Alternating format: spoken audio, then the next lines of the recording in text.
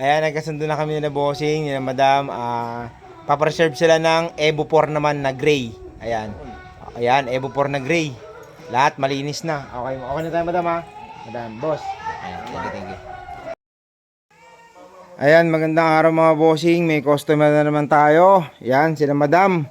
Ang natitipuhan nila madam, napupugian sila. Anong gusto mo madam? Evo 4? Ayan, magaling pumili si madam. So, Evo 4 ang gusto ni madam, no? Ganito. Evo 4. So, yan, magpapareserve si madam ngayon ng Evo 4. Yan, ganyan. Ganyan yung itsura. Makikita nyo naman yung pinupost ko ng Evo 4 natin. So, ito kasi yung Evo 4 na to, may may-ari na to. So, naka-schedule na lang to na i-repaint mga bossing. Ayan. Paul, saan mo dadaling ang ano? Saan pa probinsya dadaling yung ano nyo? Panggala sa Bicol. Panggala sa Bicol. Pang-Bicol din. At taga-Bicol kayo? Hindi naman, probinsya. Yun yung probinsya nyo, Bicol. Pero yung unit, may gagala nyo rin ng Bicol. Ayun, ayos. Yun, good choice si madam, no?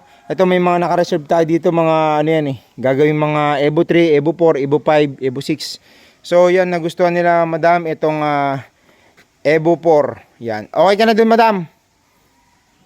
Talagang ano, yun na Evo 4 na talaga. Yeah. Kanina Evo 3 lang Evo 3. Evo 4 talaga pinunta mo dito.